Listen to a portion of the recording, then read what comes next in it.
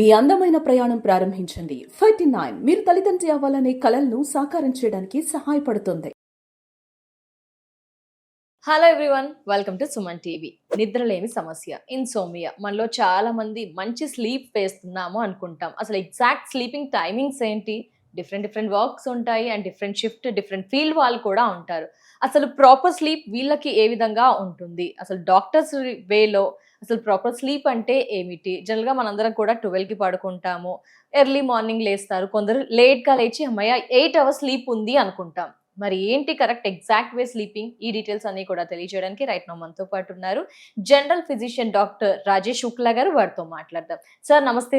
నమస్తే సార్, బాగా స్లీప్ వేస్తున్నాం, మంచి నిద్ర పడుతుంది, అది 10 to 8 అయితే ఏముంది, 10 to 6 అయితే ఏంటి, మార్నింగ్ బ్రహ్మ ముహూర్తం అయితే ఏంటి, మేమైతే 8 అవర్స్ స్లీప్ పోతున్నాము. సో ఏంటి సార్ ఎగ్జాక్ట్ స్లీప్ మీ స్టైల్లో, మీ దృష్టిలో, డాక్టర్స్ దృష్టిలో ఏంటి అసలు? What is sleep? స్లీప్ అనేది ఒక ఎసెన్షియల్ ఫేజ్ ఆఫ్ 24 అవర్స్. ఈ ఫేజ్లో బాడీలో రెస్ట్ రికవరీ ప్రాసెస్ అనేది జరుగుద్ది, ముఖ్యంగా బ్రెయిన్లో.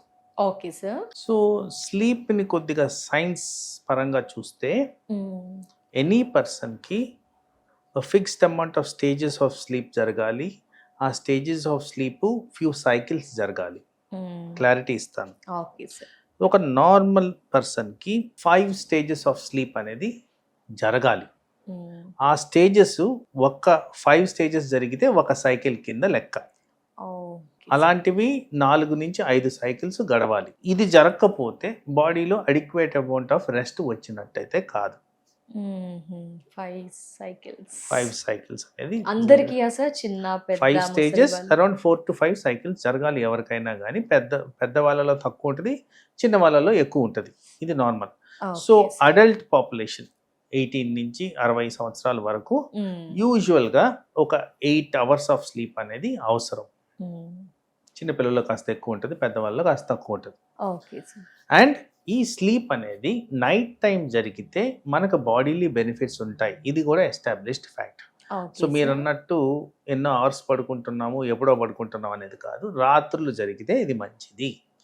ఎందుకు మంచిది అంటే ఈ స్లీప్తో ముడిపడి ఉన్న పరిస్థితులు ఏంటంటే హార్మోనల్ రెగ్యులేషన్. బాడీలో వివిధ రకాల ప్రక్రియల్లో హార్మోన్స్ కూడా ఒక valuable changes of body strength ఇస్తాయి. దాంట్లో నిద్రపుచ్చే హార్మోన్ మెలటోనిన్ అంటాం. ఈ మెలటోనిన్ హార్మోన్ మన బాడీలో ఉన్నప్పుడు గ్రోత్ సంబంధించిన హార్మోన్స్ అన్నీ ఉండవు. మెలటోనిన్ హార్మోన్ బాడీలో లేనప్పుడు గ్రోత్కి సంబంధించిన హార్మోన్స్ ఉంటాయి. సో మెలటోనిన్ హార్మోన్ లైట్కి సెన్సిటివ్గా ఉంటుంది. లైట్ లేనప్పుడు మెలటోనిన్ హార్మోన్ ఉత్పత్తి ఎక్కువ ఉంటుంది, దాని కాన్సన్ట్రేషన్స్ ఎక్కువ ఉంటాయి. మెలటోనిన్ హార్మోన్ ఎక్కువగా ఉన్నప్పుడు నిద్ర సమంగా పడుతుంది. మెలటోనిన్ హార్మోన్ ఉన్నప్పుడు opposite hormones, for example thyroid hormone, growth hormone, అలా కార్టిజోల్ హార్మోన్, రకరకాలుగా హార్మోన్స్ ఉంటాయి. ఆ హార్మోన్స్ అన్నీ తక్కువ లెవెల్స్లో ఉంటాయి. ఇలా జరగాలి అంటే ఆ రాత్రి పడుకోవడం అనేది ముఖ్యం, డ్యూరేషన్ ముఖ్యం, నంబర్ ఆఫ్ సైకిల్స్ ముఖ్యం, and at length of time. అంటే ఒక రోజు, ఒక వారం, ఒక నెల కాదు, జీవితకాలం ఇలా పడుకున్నందువల్ల స్లీప్ ద్వారా వచ్చే బెనిఫిట్స్ మనకి చేకూరుతాయి. అయితే నేను ఎక్కువ శాతం డిస్కషన్స్లో డయాబెటీస్, బ్లడ్ ప్రెషరు, కొలెస్ట్రాల్ వీటి గురించి మాట్లాడుతుంటాను. ఎప్పుడైతే నిద్ర సమంగా పోరో ఇవి టార్గెట్ లెవెల్కి రీచ్ కావు. అంటే బ్లడ్ ప్రెషర్ అధికంగా ఉండేదానికి ఛాన్స్ ఉంటుంది, షుగర్ అధికంగా ఉండేదానికి ఛాన్స్ ఉంటుంది. ఇవే కాకుండా నిద్ర లోపంలో ఎఫెక్ట్ అయిన వాళ్ళకి మానసిక ఒత్తిళ్ళు ఎక్కువగా ఉంటాయని గమనించారు. నిద్ర లోపం ఉన్న వాళ్ళకి మెమరీ పవర్ తగ్గిపోద్ది అని గమనించారు.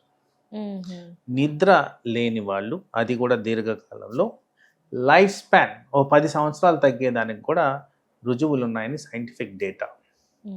సో ఇంత తీవ్రంగా బాడీని ఎఫెక్ట్ చేసే ప్రక్రియ, అండ్ మోస్ట్ ఇంపార్టెంట్గా అది ఒక ప్లెజర్, రిలాక్సేషన్, హ్యాపీనెస్ ఇచ్చే ప్రక్రియ కాబట్టి నిద్రకి మనం చాలా ఇంపార్టెన్స్ ఇవ్వాలి. కానీ వాస్తవానికి ప్రాక్టీస్లో నేను గమనించేది లీస్ట్ అమౌంట్ ఆఫ్ ఇంపార్టెన్స్ ఇచ్చేది నిద్రకి. ఏంటి సార్ మీ దగ్గర క్లయింట్స్ వస్తున్నారు, ఎందుకు ఇన్సోమ్నియా పెరిగింది అంటారు సార్? ఏం రీసెర్చ్ లో తేలింది ఏంటి? ఏం చూసారు అందరిలో రీజన్స్? వాస్తవానికి any member of the family తీసుకుంటే డిఫరెంట్ ఏజెస్, చిల్డ్రన్ నుంచి పెద్దవాళ్ళ వరకు ఉంటారు. చిల్డ్రన్కి ఎక్కువగా అలవాటు అయ్యేది screen time. Yes sir. So screen time కారణంగా సరిగ్గా పడుకోరు, అండ్ దాన్ని పట్టించుకోకపోతే అది ఒక హ్యాబిట్గా తయారైపోతుంది. Then working group of population. ఈ working group of population time, target and work pressure, వీటి కారణంగా వాళ్ళకి నిద్ర వచ్చే అవకాశం తగ్గిపోతుంది, ఎందుకంటే వర్క్ టైమింగ్ పెరుగుతుంది. అవును సార్. తర్వాత పెద్దవాళ్ళల్లో ఈ మధ్యకాలంలో మీరు గమనిస్తే సమస్యలు పెరుగుతూ వస్తున్నాయి. సమస్యలు అంటే నడువు నొప్పి, మోకాలు నొప్పి, కాళ్ళు నొప్పి, ఏదో ఒక కారణంగా వాళ్ళకి నిద్ర సమంగా పట్టక డిస్టర్బ్ అవుతున్నారు. సో ఇలా వివిధ రకాలుగా నేను చెప్పింది జస్ట్ హైలైట్స్ ఆఫ్ ఎందుకు నిద్ర లోపమిస్తుంది అందరిలో, వివిధ ఏజ్ గ్రూపుల్లో. సో వీటిని సరిదిద్దుకోవడం అనేది ముఖ్యం. దీన్ని అలవాటు చేసుకుంటూ నిద్ర సమంగా పోయే విధంగా చేసుకోవడం అనేది కూడా చాలా ముఖ్యం. అది కూడా long term, not short term. ఆ లాంగ్ టర్మ్ బెనిఫిట్స్ పొందాలి అంటే లాంగ్ టర్మ్గా నిద్రపోవడమే మంచిది.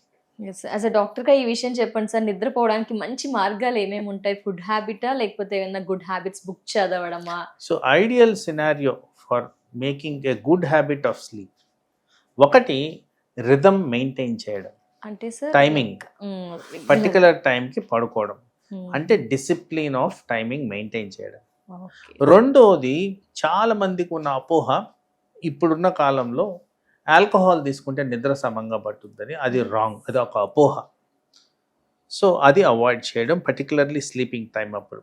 దాని నెక్స్ట్ ఫుల్ స్టమక్స్తో పడుకోవడం, దాని కారణంగా గ్యాస్ట్రిక్ ట్రబుల్, అజీర్ణత పెరిగి దానివల్ల స్లీప్ డిస్టర్బ్ అవ్వడం ఫ్రీక్వెంట్గా గమనిస్తున్నాం. నాలుగోది లైట్. ఆ లైట్ ఫాము టెలివిజన్ కావచ్చు, బెడ్రూమ్లో లైట్ కావచ్చు, స్క్రీన్ టైం కావచ్చు, ఏదో ఒక విధంగా ఆ లైట్ కారణంగా డిస్టర్బ్ అవ్వడం. సో మనకు ఉన్న అనుకూల పరిస్థితులు, బాగా నిద్రపోయే విధంగా మన టెంపరేచర్, మన బెడ్స్ ఇవన్నీ క్రియేట్ చేసుకుంటే నిద్ర అనేది సమంగా పడుతుంది న్యాచురల్ మెథడ్స్తో. సార్ ఎక్కువగా అందరూ ఫాలో అయ్యేది ల్యూక్ మిల్క్ తీసుకుంటూ ఉంటారు కదా సార్, గోరువెచ్చని పాలు తాగితే మంచి నిద్ర పడుతుంది అంటారు. ఎంతవరకు కరెక్ట్ సార్? మిత్ అంటారా, నిజమే అంటారా? I think that is a myth. Full స్టమక్తో పడుకోవద్దు అని చెప్తూ మళ్ళీ మిల్క్ తాగి పడుకోవడం అనేది బాగా నిద్ర వస్తుంది, పాలు తాగేసి పడుకోండి అని చాలా చూస్తూ ఉంటాం కదా sir. Maybe it is not applicable in the current ఎరా. పాతకాలంలో అవి పనికొచ్చేమేమో, కానీ ఇప్పుడున్న ఎరాలో ఫుల్ స్టమక్ చేయంగానే మీకు గ్యాస్ట్రిక్ ట్రబుల్ వస్తుంది. దాని కారణంగా కొద్దిగా గ్యాస్ట్రిక్ ఇరిటేషన్ పెరిగి నిద్ర సమంగా పట్టకపోవడం చాలా ఫ్రీక్వెంట్గా వస్తున్న common problem gastric problem. Okay sir, definitely sir. Thank you so much sir. నమస్తే. నమస్తే.